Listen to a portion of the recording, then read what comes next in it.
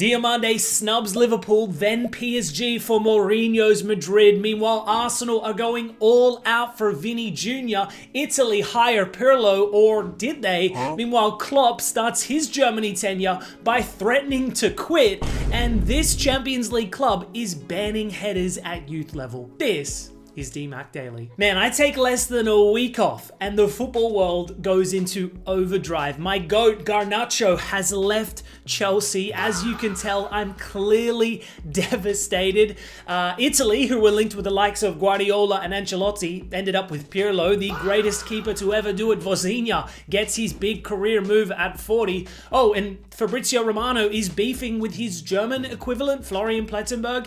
You gotta love the off-season, am I right? Anyways, we start the week with probably the most pressing story of the last 24 hours, the future pertaining to a certain wunderkind in RB Leipzig and Côte d'Ivoire's Yan Diomande. Now, we all know about his emphatic rise from high school soccer in Florida to debuting a couple months later at the Bernabeu, then taking the Bundesliga by storm and delivering some pretty exciting performances at this year's World Cup, which is why his value has risen in excess of 100 million euros in the space of a year. Because remember, this time last year, Leipzig poached him from relegated Leganés for 20 million euros. Within a couple months of possessing Diomande, Leipzig's internal hierarchy were already licking their lips at the prospect of a future sale in excess of 9 digits. Leipzig have always been a selling club, but with Diomande specifically, they anticipated a record future sale. And early in the 2026 transfer window, two European giants came to the equation in Liverpool and PSG. Now, Liverpool were the early frontrunners to Diomande's signature. It made perfect sense too, a young, long-term replacement for Mo Salah. They had a bid launched in that 100 million euro range, but RB Leipzig basically said, nah, that's not going to do it. We're demanding 130 mil, to which the Reds then pulled out of negotiations, opting for Victor Munoz instead. Much to the delight of PSG, a club that seemed like another logical fit. Diomande was apparently a PSG fan growing up, considering they just won the UCL, and the fact that Lee Kang-in, Gonzalo Ramos, Kolo Muani were all departing alongside Barcola, who is looking for an exit.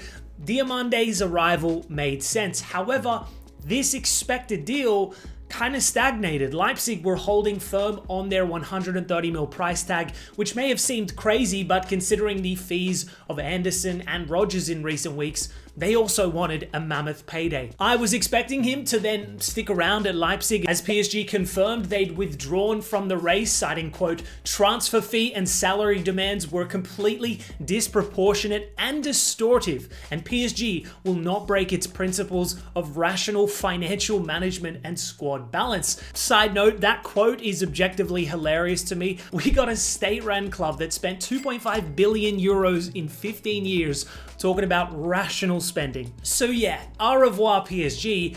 But then, out of nowhere, Real Madrid entered the conversation, and within 2 days, we got a here we go from Fabrizio Romano. Now, before we analyze this actual transfer, we got to get the facts straight here, because the reporting of this deal isn't fully corroborated at this stage. As of recording, Fabrizio has essentially given the green light, whereas Ornstein hasn't confirmed it as of yet, suggesting that Madrid are expected to sign him, that a second bid in the region of 120 mil is set to be rejected, but that an agreement is likely soon, which then caused a bit of a catfight on Twitter, as Florian Plettenberg, a German Sky correspondent, also rejected the idea that a deal was done, causing Fabrizio to reply to another user with a not so subtle dig at Plettenberg, to which he responds, and Fabrizio then chirps back again. And look, I'm no huge fan of Plettenberg. He gets a lot of reporting wrong, but man,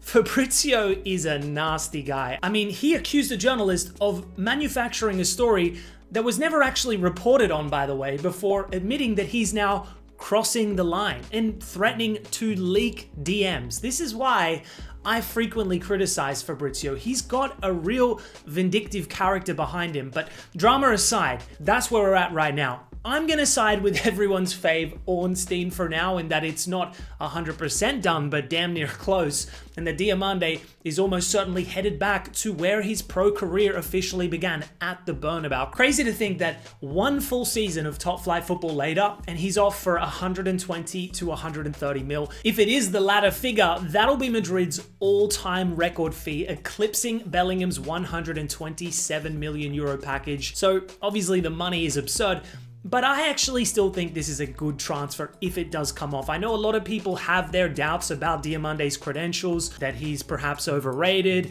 that his ceiling is limited. For me, I just think that at every stage of his career, every new height, he's looked the real deal. And so I'm personally confident he can live up to the hype at the very top level. After all, this is a kid with public Ballon d'Or ambitions. Now, granted, I remember Mykhailo Mudryk also talking about his intentions to become the world's best one day. Hasn't quite worked out for him yet, but Diomande excites me nonetheless. More importantly, I actually think his profile is sorely missing at Madrid too. It seemed like they were gunning on Elise to be that right-wing solution, but Bayern were unwilling to sell, so they just opted for Bundesliga's next best thing, a more explosive solution. It'll be interesting to see how Diomande adjusts his game against those low-block La Liga defenses. I know he's played in Spain previously, but Leganés is a very different team to Real Madrid. Perhaps more of a deep dive will be required as to what Diamande's role in that starting 11 would look like, but until an actual deal is complete, we'll leave it there.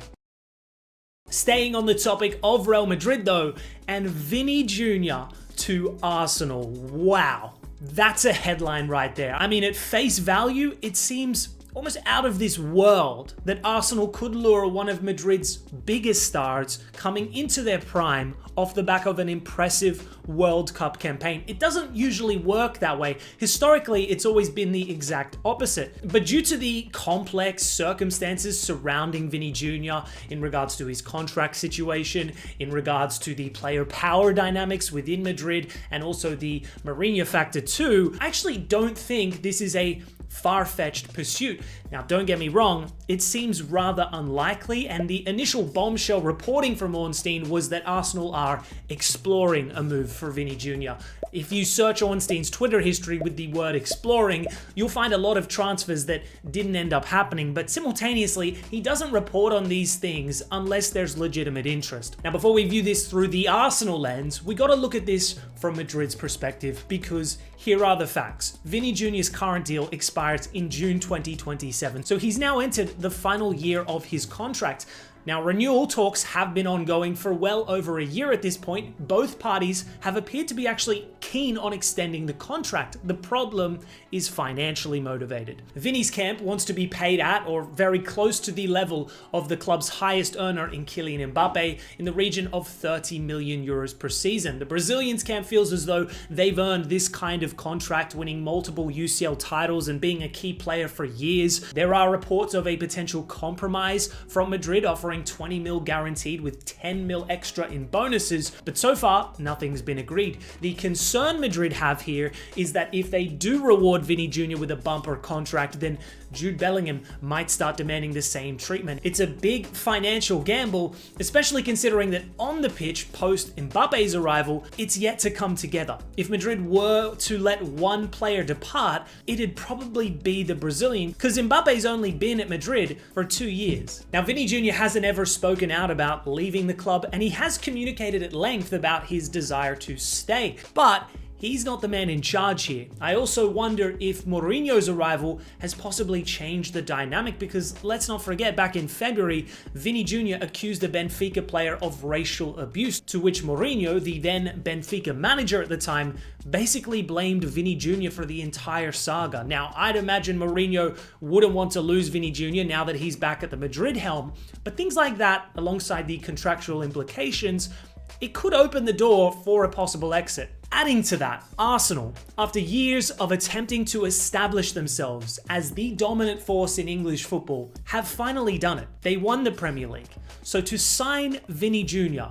would be the ultimate statement of intent moving forward. I think it would be the biggest transfer in their history, in Premier League history. It also makes sense from a positional standpoint, right? Because In every other area of the pitch, Arsenal are more or less elite. The goalkeeping department, the back line, the central midfield is outstanding, especially if they add Guimaraes to the equation. Saka at full fitness is top on the right. Okay, they don't have a Haaland-like player up top, but between Gyökeres and Havertz, at full fitness, you're probably looking at 40 plus goals. The left wing though, that is the one area of the pitch that is sorely lacking. Trossard's now left, and okay, Solis comes in after a top season in Belgium, but look at Arsenal's competition and the money they're spending. If Arsenal want to remain the creme de la creme of English football, Vini Jr is the missing piece. A world-class player in his prime that gives you the creativity and ruthless end product you're currently devoid of. Financially speaking, I don't think it'd be too costly either. Okay, the wages are going to be crazy, but the transfer fee will be probably reduced with 1 year remaining on his contract, considering the lucrative nature of the Premier League. Ultimately, I don't think a deal of this magnitude is beyond Arsenal. I think the biggest hurdle for the Gunners, though, is that Vini Jr doesn't appear keen on actually leaving Madrid, but I rate the ambition. Whether it happens or not, that's the signing that Arsenal need to make. That's how you stay on top long term, because the Prem is so competitive. I mean, just look at Arsenal's North London rivals. They finished 17th and have already spent over £220 million. The British record fee has been eclipsed twice this summer already. You gotta go big or you're going backwards. That's the reality. We switch gears to international news, and the circus of Italian football never seems to end. Put aside the humiliation of the four-time World Cup champions not qualifying for the last 3 straight tournaments. The last 48 hours or so has been an absolute farce. Now, as we know, off the back of their latest international failure, the International Football Federation went for a total rebuild. Obviously, Gattuso was shown the exit door, but before a manager was appointed, Paolo Maldini arrived as technical director and Leonardo came as an advisor. Now, their first task was to find a new manager, and they went all out, reaching out to Brazilian boss Carlo Ancelotti about his potential interest. Now, the Italians swiftly rejected the opportunity, so they then reached out to another legendary manager in Pep Guardiola. That would have been one heck of a scalp, pun absolutely intended, but the ball genius rejected the opportunity in order to take a break from management. So plan C, I guess, and talk about a downgrade, Andrea Pirlo was given the nod. Now, I guess this isn't the most pressing controversy in regards to Pirlo's appointment now, with the betting scandal taking priority. More on that in a sec, but respectfully, we got to address the elephant in the room. Pirlo, for me, is barely an upgrade on Gattuso, because his managerial career has been incredibly underwhelming. He lasted 1 season at Juve, failing to win the Serie A with CR7 at the club before being sacked. He then spent a year in Turkey, returned to Italy with 2nd division side Sampdoria, and was sacked after 1 season, and most recently coached in the United Arab Emirates 2nd tier. So this is the guy who's going to turn it around? Crazy in my eyes, but that's who they ultimately entrusted in. Yet before he's even technically taken over, Pirlo's future is already in danger due to a previous role as a global ambassador for Fonbet, one of Russia's largest sports betting companies, a role that even saw him attend a promotional event in Moscow, which has led to several figures within Italy's own government condemning this potential appointment. Centrist party leader Carlo Calenda said anyone who has promoted Russia since 2022 should not hold a national role of any sort. Senate President Ignazio La Rosa also publicly questioned the appointment, so Italy's new Football Federation president Giovanni Malago is now facing huge pressure, both externally from the Italian government, but also internally. It's being reported that Maldini could abandon the role if Pirlo's appointment is blocked. I mean, this is peak national team chaos. Like, I wouldn't expect anything less. I mean, the sheer incompetence of this federation is nauseating at times. How was a geopolitically problematic sports betting partnership not picked up earlier on in the process? It's just astounding to me, but also so on brand for the FIGC.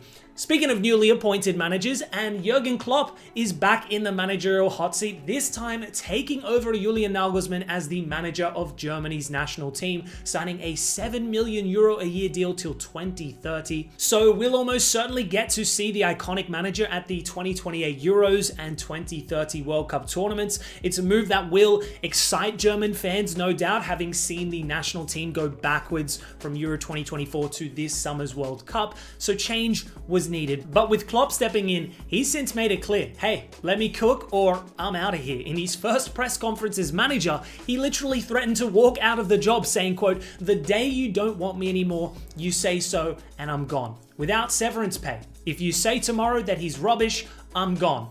Not just one person, it would have to be more than that. If the DFB says he's rubbish, I'm gone. If you behave badly and don't leave my family in peace, I'm gone. Damn, Klopp. I guess from his perspective, he's got nothing to prove. He's already an accomplished manager, so he doesn't need to spend the entire time defending his decisions or having the media establishment pick him or his family apart, which I do admire in a way, but also, with all due respect, I think it's incredibly unlikely that he won't face media criticism. I don't know the intricacies of the German press, but from what I've heard from Klopp himself, it's brutal. I mean, he publicly lamented the treatment of former boss Nagelsmann and England's manager Tuchel. So with that, I have a feeling it's going to be a pretty chaotic couple of years ahead, although it was interesting to also note that Klopp confirmed that this would be his last managerial role, saying Jurgen Klopp doesn't have a career after the national team. So I don't anticipate a Real Madrid chapter in the future, despite